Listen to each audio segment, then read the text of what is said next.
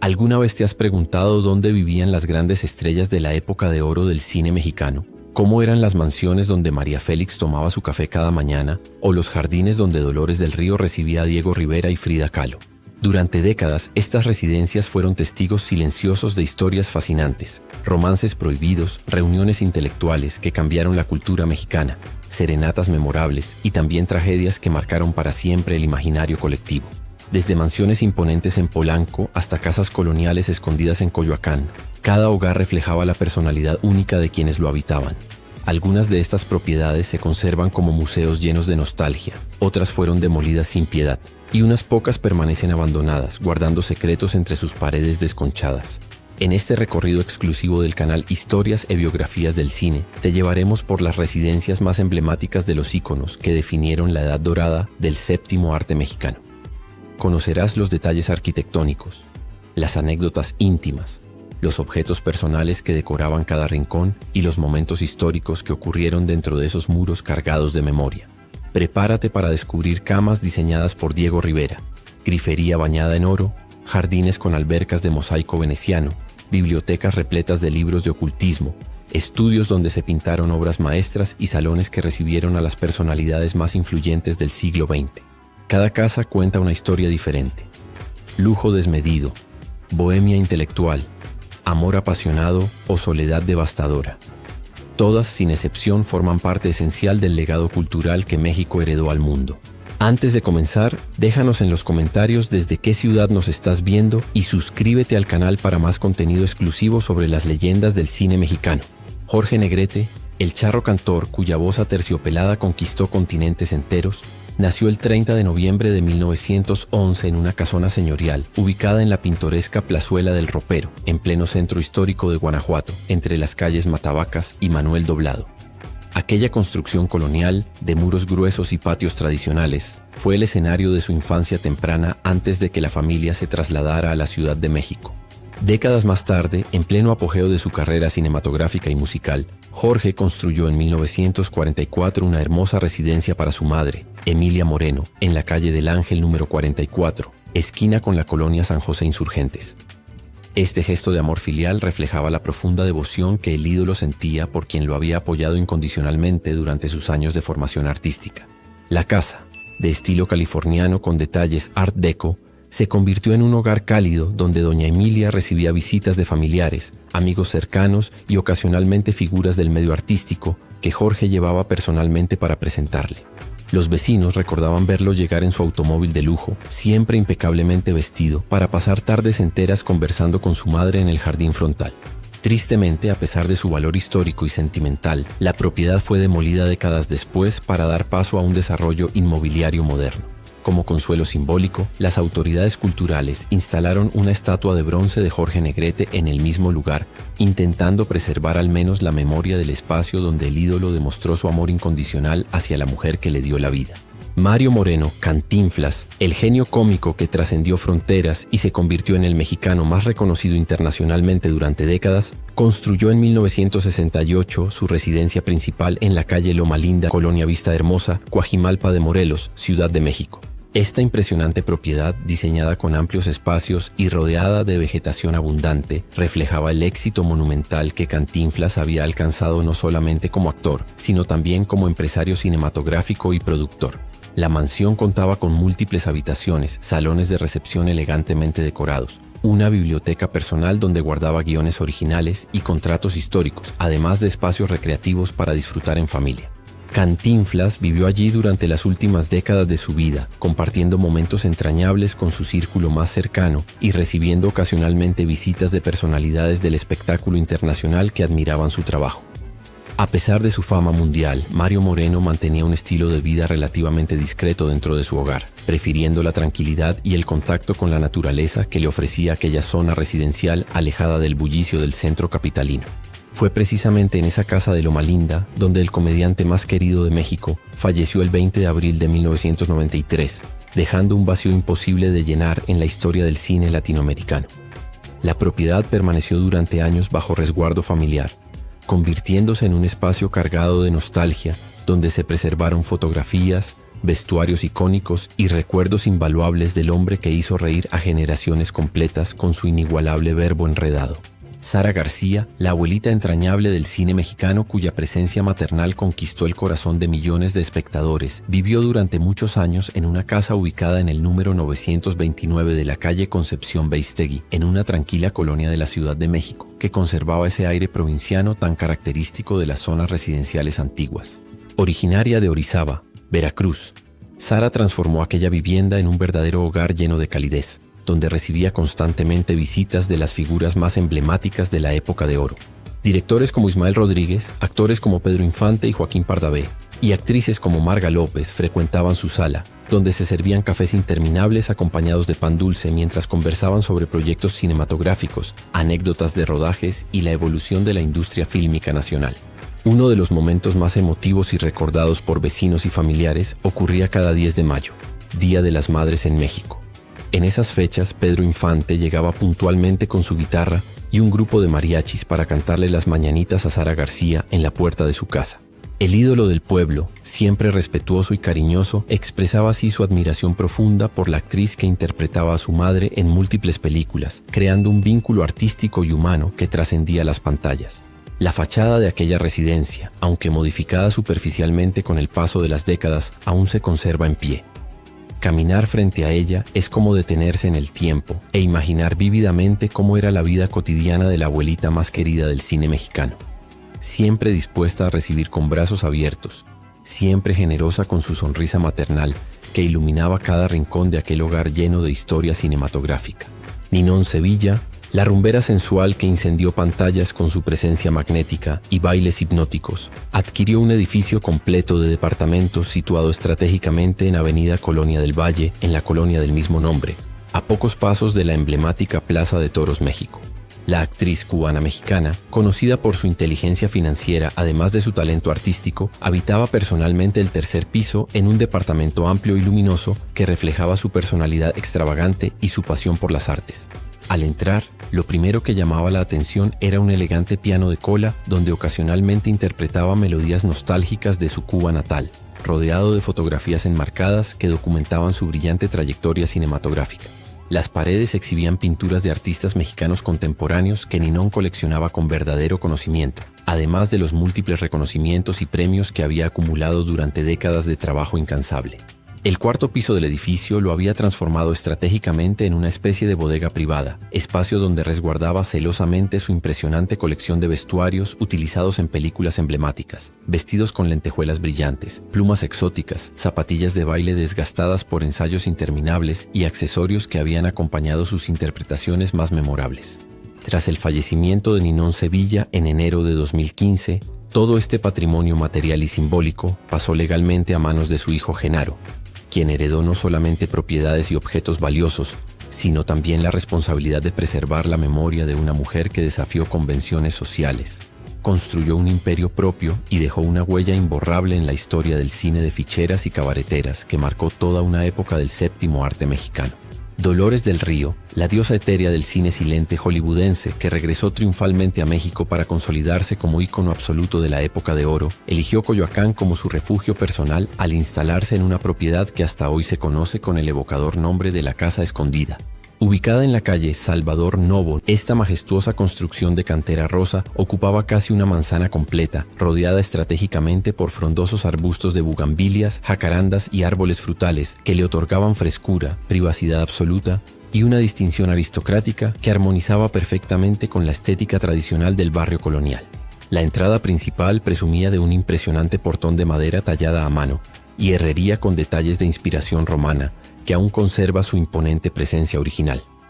La propiedad formó parte originalmente de un antiguo rancho que Dolores transformó meticulosamente en una lujosa mansión al regresar definitivamente de Estados Unidos durante los años 40, contratando arquitectos y decoradores que respetaron el estilo neocolonial mexicano.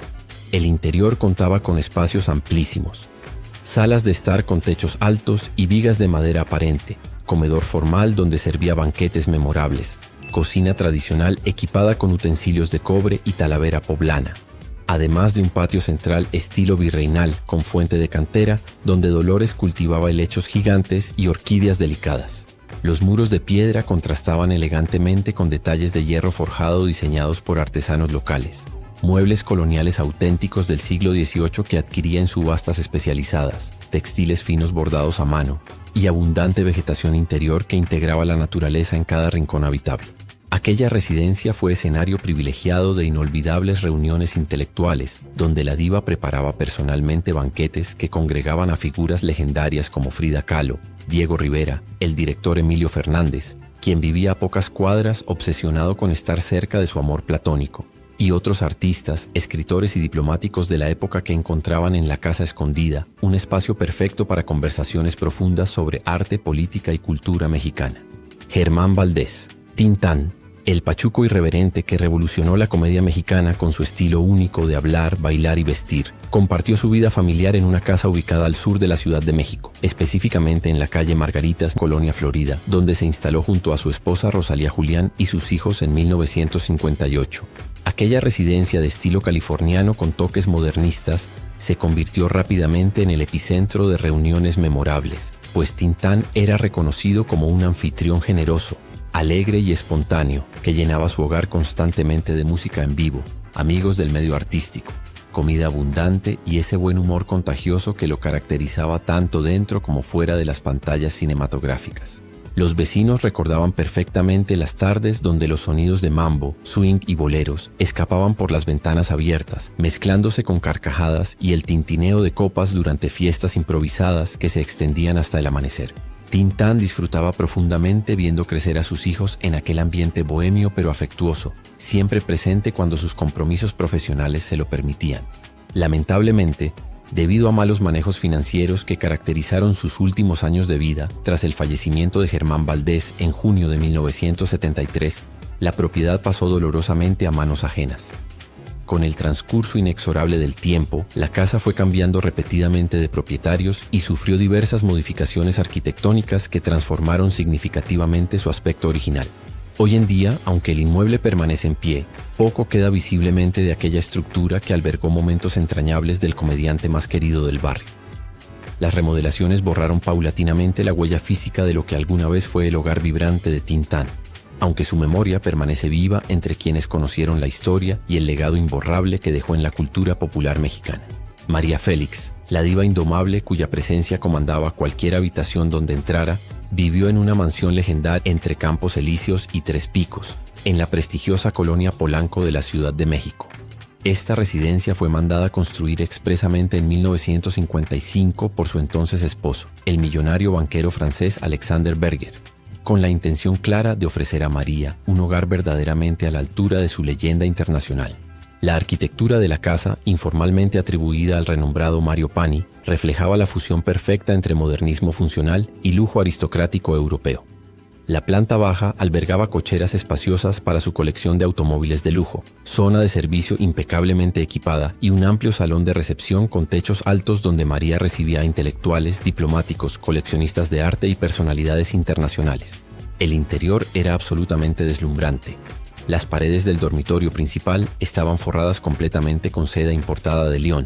El baño había sido construido enteramente con mármol de Carrara, traído directamente desde Italia, y las griferías eran de oro macizo de 18 quilates. Pero la pieza central indiscutible era la famosa cama de plata con detalles finamente trabajados, diseñada nada menos que por el maestro Diego Rivera, quien capturó en metal precioso la fortaleza y sensualidad que caracterizaban a la doña. Toda la casa estaba decorada meticulosamente con piezas de porcelana fina provenientes de las mejores manufacturas europeas del siglo XIX, incluyendo obras de Jacob Petit y Sèvres. Las paredes exhibían grandes espejos florentinos con marcos dorados, cortinas de encaje valenciano que filtraban la luz natural creando atmósferas mágicas, muebles estilo Luis XV combinados magistralmente con esculturas prehispánicas, tapices persas antiguos y pinturas de artistas reconocidos internacionalmente. María Félix vivió en aquella mansión de Polanco hasta el último día de su existencia, falleciendo precisamente el 8 de abril de 2002, día de su cumpleaños número 88, rodeada de todo aquello que amó durante su vida extraordinaria.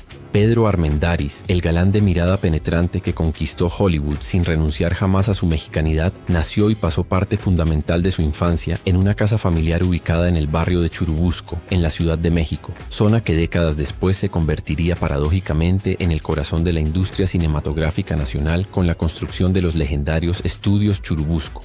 Aquella vivienda de arquitectura tradicional, con fachada de cantera y ventanas amplias enmarcadas por herrería sencilla, fue testigo de los primeros años formativos del futuro actor. Una fotografía entrañable capturada durante su niñez muestra a dos figuras asomándose serenamente por una de las ventanas principales, sus padres, quienes posaron con discreta elegancia para quedar inmortalizados junto al hogar que construyeron con esfuerzo y dedicación.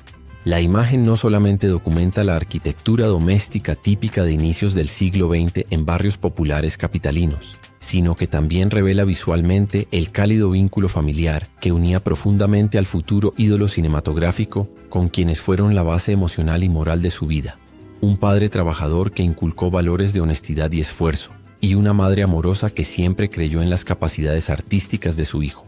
Aunque Pedro Armendáriz alcanzó fama internacional trabajando con directores como John Ford y protagonizando películas hollywoodenses de gran presupuesto, jamás olvidó sus orígenes humildes en aquella casa de Churubusco, donde aprendió las lecciones fundamentales que lo acompañarían durante toda su brillante pero trágica carrera cinematográfica que terminaría prematuramente en 1963. Blanca Estela Pavón, la actriz de sonrisa luminosa cuya vida fue truncada trágicamente a los 22 años en un accidente aéreo que conmocionó a México entero, creció en una casa histórica ubicada en la calle Adormidera, esquina con José Parres, en la colonia Un Hogar para Nosotros, Alcaldía Miguel Hidalgo, Ciudad de México.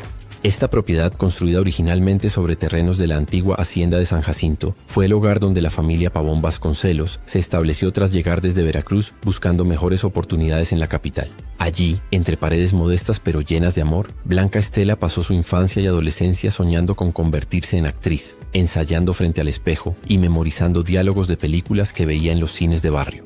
La casa de estilo californiano, con jardín frontal pequeño y fachada pintada en tonos claros, conservaba ese aire provinciano que caracterizaba a las colonias populares de mediados del siglo XX.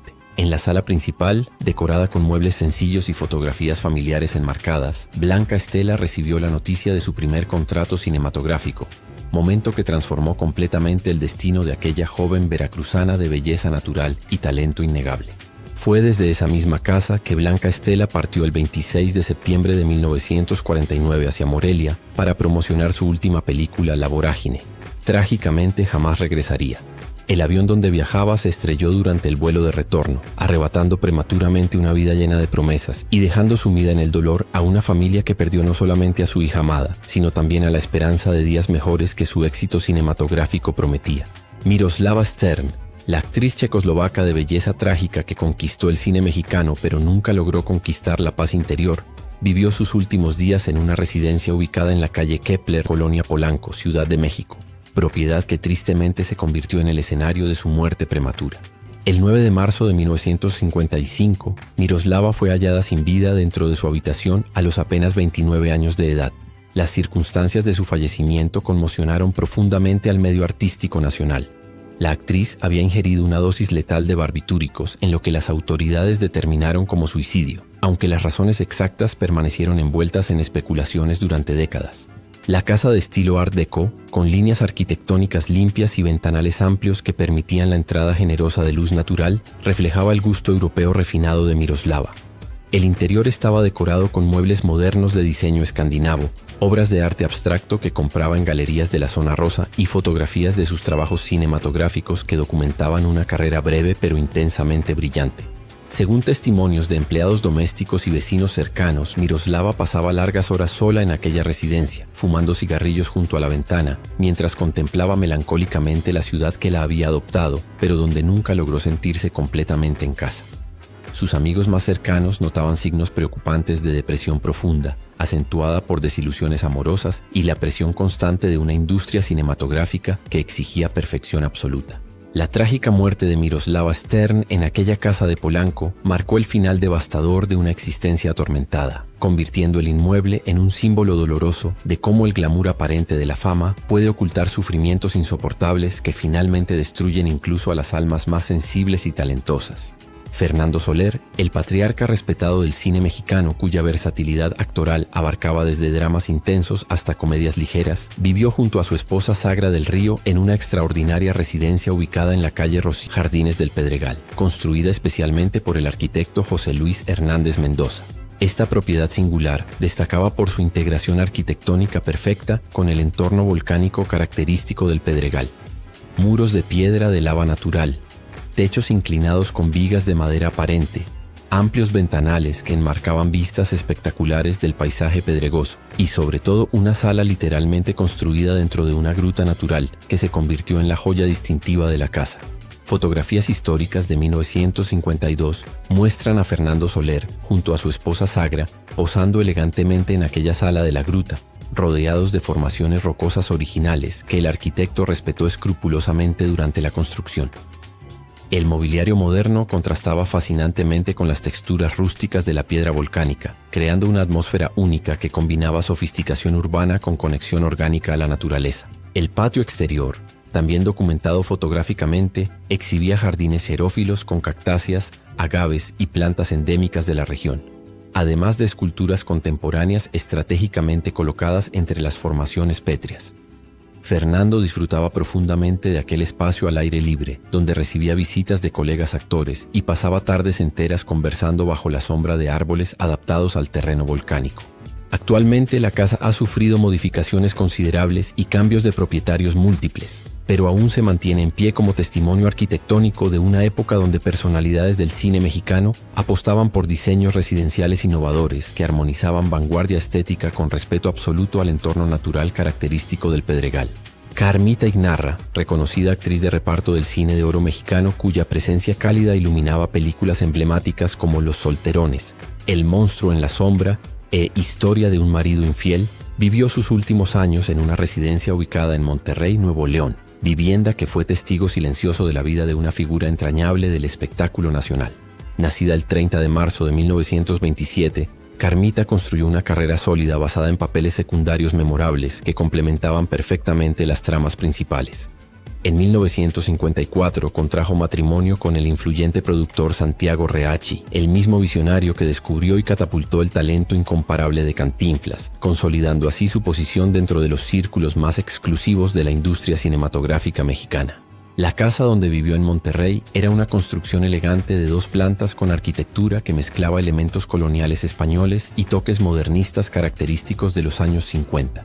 El interior originalmente contaba con columnas ornamentales que sostenían arcos de medio punto, amplios ventanales con vitrales decorativos, una chimenea señorial de cantera rosa que presidía el salón principal, y papeles tapiz con intensos diseños visuales importados directamente desde Europa. Tras el fallecimiento de Carmita el 1 de agosto de 2017, a los 90 años de edad, la casa quedó completamente abandonada, sumida rápidamente en el olvido y el deterioro progresivo. Hoy, entre paredes desconchadas donde la humedad dibuja mapas fantasmagóricos, tapices desgastados que cuelgan lamentablemente y un profundo silencio roto solamente por la lluvia ocasional y algún murmullo extraño que produce el viento al colarse por ventanas rotas, se respira la nostalgia devastadora de lo que alguna vez fue una residencia majestuosa.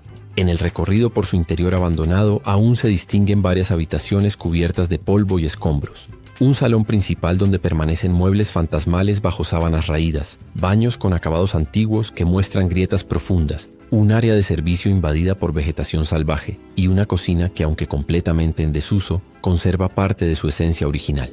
En la parte trasera se encuentra todavía una alberca profunda y elegante, ahora vacía y cubierta de hojas secas, acompañada por una fuente decorativa sin agua y un trampolín antiguo que increíblemente aún resiste milagrosamente el paso implacable del tiempo. Estas casas no fueron simplemente construcciones de ladrillo y cemento. Fueron escenarios vivos donde se gestaron historias inolvidables, donde la genialidad artística convivió con la fragilidad humana, donde el lujo desmedido coexistió con la soledad devastadora. Desde la mansión imponente de María Félix en Polanco hasta la casa abandonada de Carmita Ignarra en Monterrey, cada residencia nos habla de triunfos alcanzados, sacrificios realizados, amores apasionados y también tragedias que marcaron para siempre la memoria colectiva mexicana. Algunas de estas propiedades se transformaron en museos que preservan celosamente el legado de sus habitantes ilustres. Otras fueron demolidas sin contemplaciones para dar paso al progreso urbano implacable. y unas pocas permanecen abandonadas, convertidas en ruinas melancólicas que guardan secretos entre sus paredes desmoronadas, esperando quizás que alguien las rescate del olvido definitivo. Si este recorrido por las residencias de las leyendas del cine mexicano te conmovió, suscríbete al canal Historias y Biografías del Cine y activa las notificaciones para no perderte más contenido exclusivo. Déjanos en los comentarios cuál de estas casas te impactó más y comparte este video para que más personas conozcan dónde vivieron quienes hicieron historia en la pantalla grande. La memoria de la época de oro continúa viva en cada rincón que habitaron sus estrellas inmortales.